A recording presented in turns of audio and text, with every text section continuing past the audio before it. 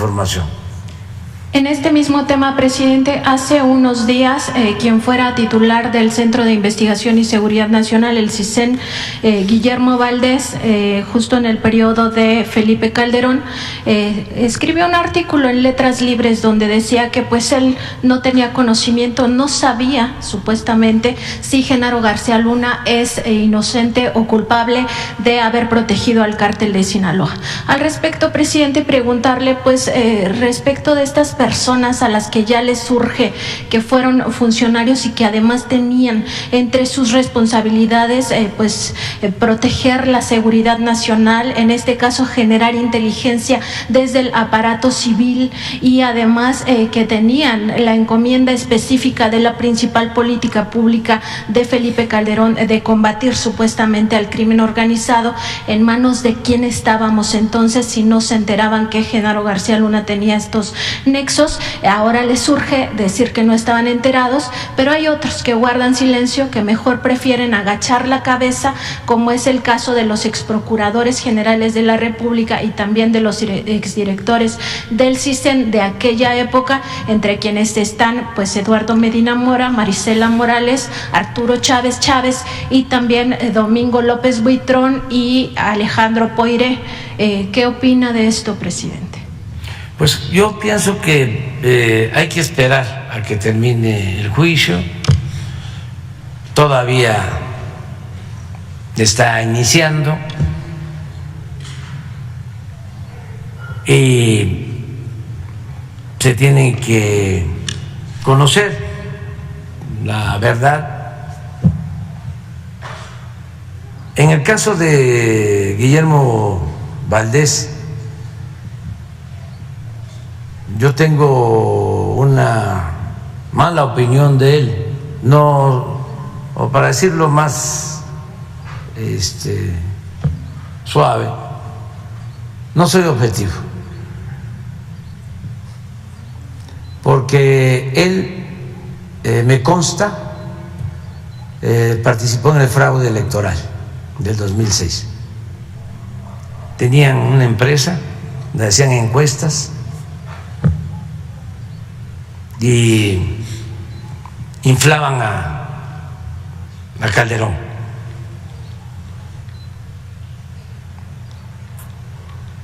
Y luego, como en pago, Calderón lo nombra director del CISEN. Como lo del CISEN no se conoce mucho, hay que decir que es la oficina, o era la oficina de espionaje del gobierno. Este señor Valdés,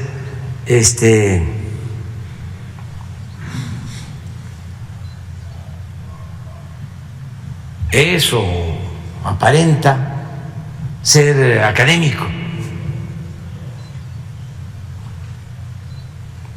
Y terminó encargado del espionaje del gobierno cuando Felipe Calderón. Y todavía sale del gobierno de Felipe Calderón y sigue con las encuestas cuchareadas. Creo que se asocia con Jesús Silva Gerson. No, Reyes Heroles, hijo. Reyes Heroles, hijo, que fue director de Pemex. No, Jesús, el hermano de Federico, hijos de don Jesús. Por lo que hablábamos ayer de los papás y de los hijos, decía un amigo, los hijos de los famosos no son tan tontos como piensa el vecino, ni tan inteligentes como ellos creen. Son cosas distintas, ¿no? Pero don Jesús, un político extraordinario, de lo mejor, además estudioso, escritor. Su libro sobre el liberalismo en México es clásico, es lo mejor que se ha escrito. Son 2 tomos del Fondo de Cultura Económica. A ver, si Paco Ignacio los tiene, yo creo que sí, en el Fondo de Cultura Económica. Y fue, fíjense, director de Pemex, y a él le tocó deshacer los llamados contratos riesgos.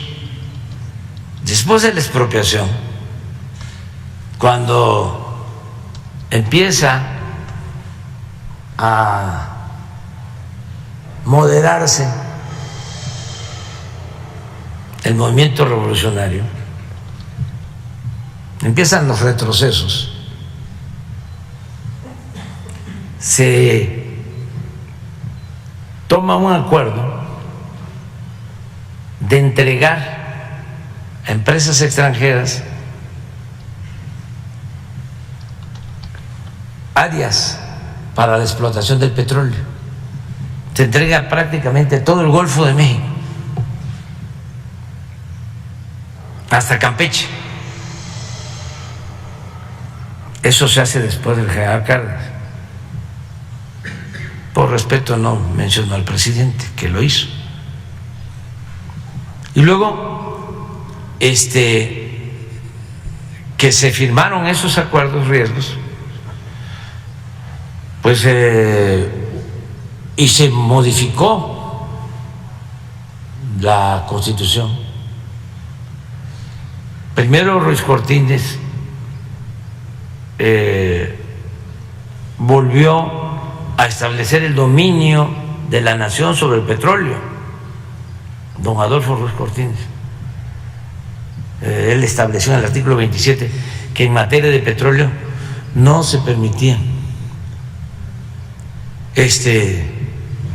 concesiones a empresas particulares. Y luego López Mateos todavía más definido le agregó: no se permiten ni concesiones ni contratos. Estamos hablando de presidentes patriotas.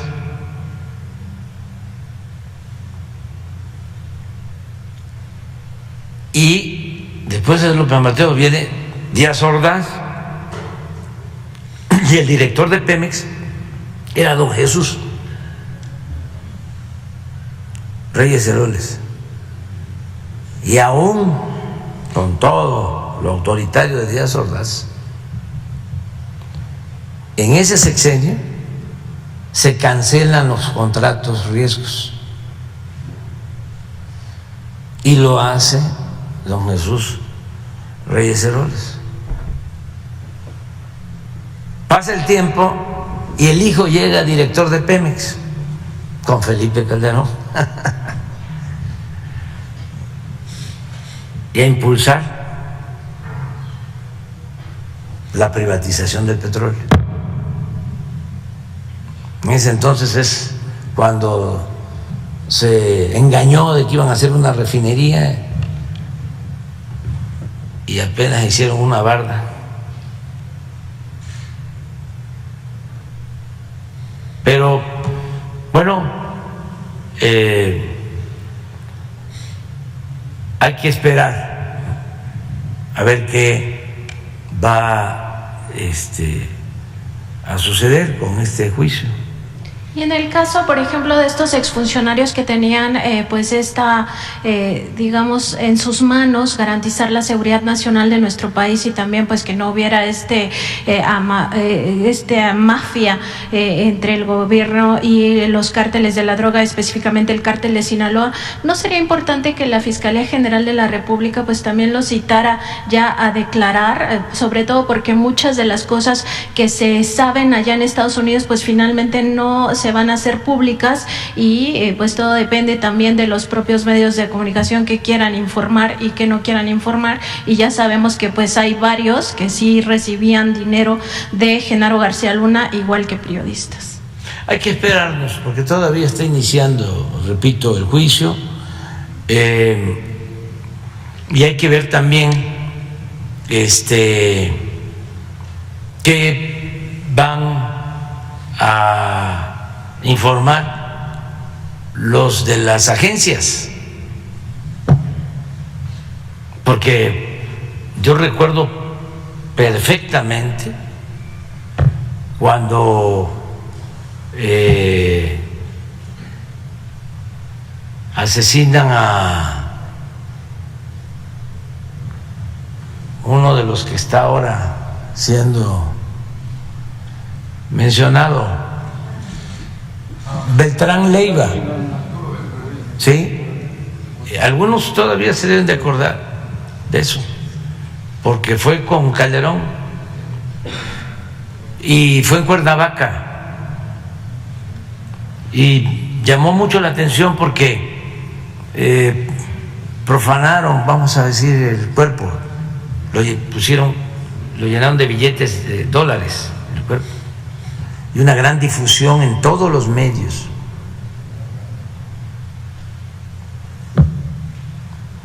Es cosa de verlo, pero fue una celebración. Y en esa ocasión, por eso esto da para mucho, el embajador de Estados Unidos llegó a celebrar el hecho diciendo de que se contaba con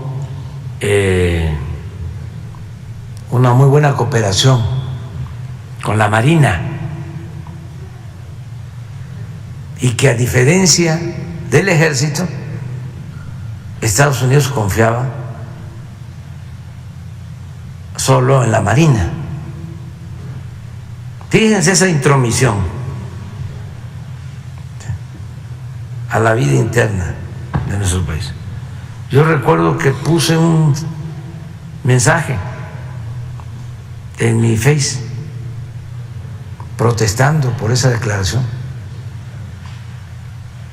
diciéndole que no se metiera, que estaba afectando nuestra soberanía. Pero entonces había pues muchísima vinculación con agencias, con organismos o corporaciones nacionales, la Fiscalía, todo esto de Rápido y Furioso. Ni modo que no se sabía.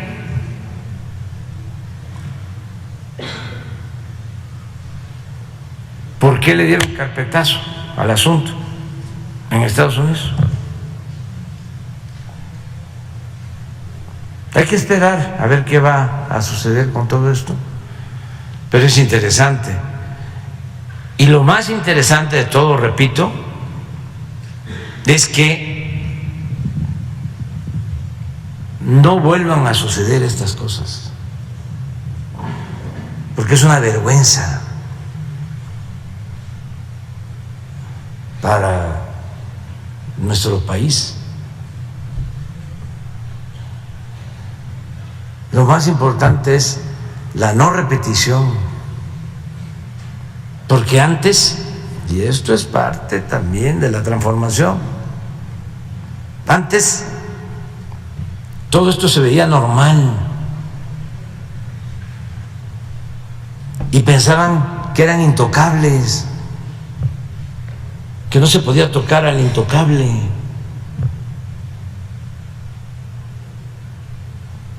Y por eso imperaba la corrupción y la impunidad.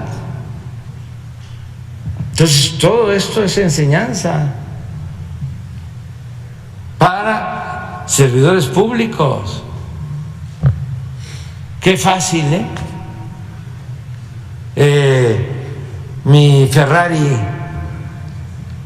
y mi mansión y mi departamento, mi depa en Miami.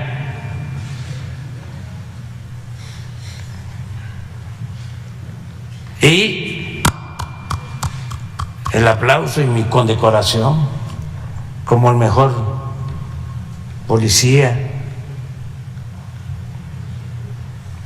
Y yo lo resuelvo todo. Y compro conciencias y compro lealtades y hago lo que quiero. Eso es lo que no queremos que se repita nunca más en nuestro país. Independientemente de cualquier otra cosa, es mostrar esto. Y es lamentable que haya quienes defiendan este estilo de actuar, este proceder. ¿Cómo vamos a salir adelante como país? ¿Cómo vamos a llegar a una sociedad mejor? Y las nuevas generaciones, afortunadamente se están dando los cambios en México. Esto es muy bueno, mucho, mucho, muy bueno. Y no es saber a cuántos se encarcelan, no.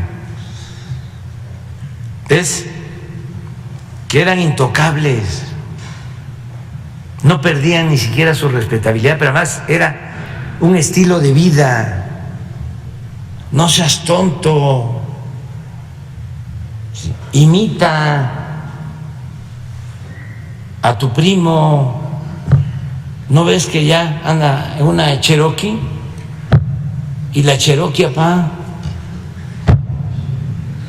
¿No ves la Cheyenne? Y la Cheyenne, apá. En los bienes de los funcionarios estos, imagínense los carros más lujosos del mundo. Yo no los puedo describir porque no sé, ni me interesa, pero alguna gente que le he preguntado, ¿y este? No, Rolls Royce, eso.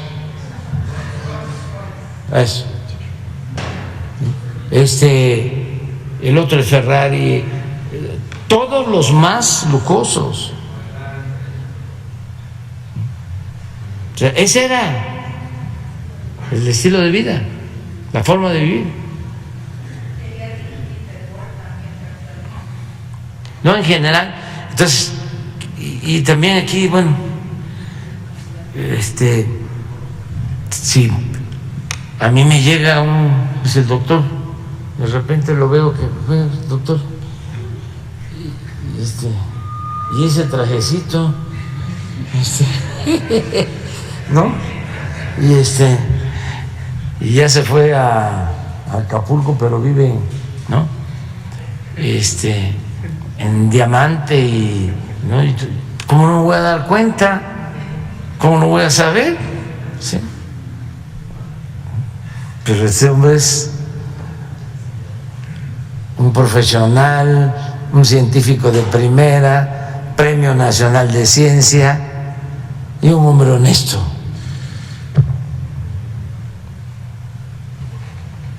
Pero ven algunos de estos que están siendo juzgados vean las fotografías, el estilo, sus desplantes. ¿Qué ideales pueden tener? ¿Qué principios?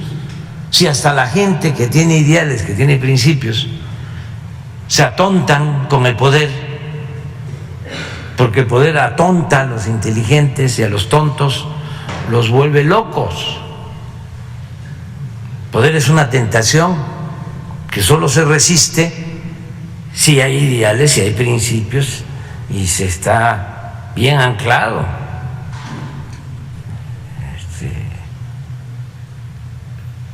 Pero